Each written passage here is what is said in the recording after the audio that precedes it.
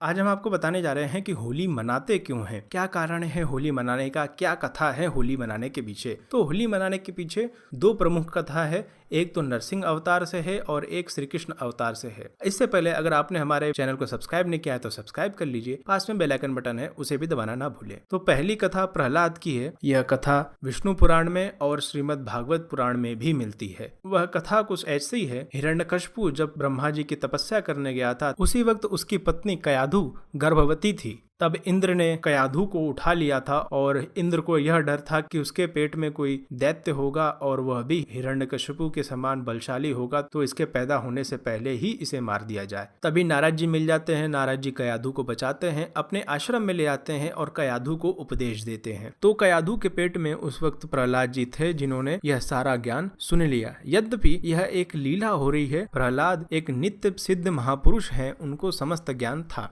जब पैदा हुए तो वह नारद जी के आश्रम में ही पैदा हुए और बाकी जो बचा कुचा ज्ञान था वह उसी समय नारद जी से सीख लिया। बाल्य अवस्था में ही 6-7 साल के अवस्था में ही वह अपने वापस घर पे आए, जब हिरण्यकशिपु ने अपनी तपस्या पूरी कर ली। घर पर आने के बाद प्रहलाद से हिरण्यकशिपु ने एक दिन गोद में बैठाकर बड़े प्यार से पूछा कि तुम्हें क्या अच्छा लगता है। तब प्रहलाद जी कहते हैं कि मुझे तो जंगल में जाकर एकांत में भगवान विष्णु की भक्ति करनी पसंद है। अब हिरण्यकशिपु को क्रोध आ जाता है, क्योंकि हिरण्यकशिपु का भाई हिरण्याक्ष, जिसे भगवान विष्णु के अवतार वराह ने उसे मारा था, इसलिए हिरण्यकशिपु विष्णु को खत्म करना चाहता था। इसलिए वह प्रहलाद पर पहले तो क्रोधित होता है, लेकिन वह सोचता है कि अभी इसे मालूम नहीं है, इसलिए वह अपने गुरु के पुत्र, हिरण्यकशिपु के गुरु थे शुक्राचार्य, उनके 2 पुत्र थे शंद और अमर्क, इनको बुलाया और इनसे कहा कि प्रहलाद को साम दाम दंड भेद जो शिक्षा है वह इन्हें दिया जाए। प्रहलाद को गुरुपुत्रों ने शिक्षा दी। प्रहलाद गुरु से जो भी ज्ञान लेते थे उनको सुनते भी थे, सुना भी देते थे, लेकिन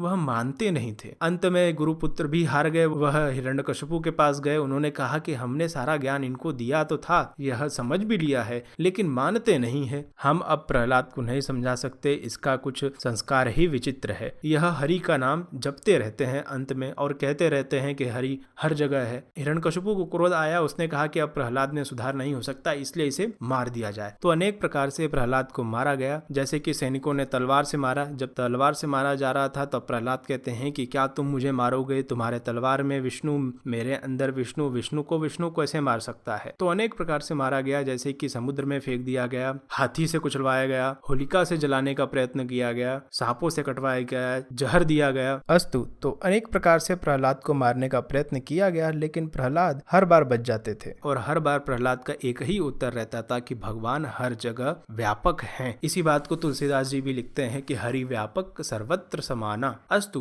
तो अंत में हिरण्यकशिपु बहुत क्रोधित हो जाता है। एक बार जब वो महल में प्रहलाद थे तो हिरण्यकशिपु प्रहलाद से कहते हैं कि क्या तुम भगवान भगवान हर जगह कहा करते रहते हो? भगवान हर जगह नहीं है, मैं ही भगवान हूँ। तो प्रहलाद कहते हैं कि नहीं नहीं, आप गलत बोल रहे हैं। तब हिरण्यकशिपु कहते हैं कि का स्वौ, तुम्हारा भगवान कहाँ है? तो प्रहलाद जी कहते हैं कि सर्वत्र, कि हर जगह है। तो फिर हिरण्यकशिपु को और गुस्सा आता है कि क्या हर जगह है? उसने कहा कि इस खंबे में फिर दिखाई क्यों नहीं देता? और ऐसा बोलते ही उसने अपने हाथ से खंबे को मारा और फिर नरसिंह भगवान प्रकट हो गए और फिर हिरण्यकशिपु को उन्होंने मारा। तो होली मनाने का यही मेन उद्देश्य है कि भगवान हर जगह है, यह आप माने और ऐसा मानकर किसी से दुर्भावना ना करे। सब में भगवान है, चाहे वह तुम्हारा दुश्मन ही क्यों ना हो, उसमें भी भगवान है, उससे दुर्भावना ना करें। इसीलिए होली के दिन आप लोग देखते हैं कि रंगों को हम अपने दुश्मन को भी जाकर लगाते हैं और उस दिन गले मिलते हैं। इसीलिए मिलते हैं कि वह दुश्मन छोड़ो, उस दुश्मन को, उसके अंदर भगवान है, उसको देखो, उसको समझो, उसको धारण करो, उस भगवान को, और उसी को मानो। वह जो व्यक्ति है उसमें मन का मत लगाओ करो, उस भगवान हरि में मन का लगाओ करो। यही हिरण्यकशिपु को डाउट था कि भगवान हर जगह नहीं है और इसीलिए होली मनाई जाती है कि भगवान हर जगह है। तो यही मूल कारण था होली मनाने का, लेकिन ने अपना एक टच दे दिया उस होली में। अस्तु, अगर आपको यह वीडियो पसंद आया हो तो लाइक कीजिए और लोगों तक शेयर कीजिए इस वीडियो को, जिससे वास्तविक कारण लोगों को पता चले होली मनाने का। और अगर आपने हमारे चैनल को सब्सक्राइब नहीं किया तो सब्सक्राइब कर लीजिए, पास में बेल आइकन बटन है उसे भी दबाना ना भूलें।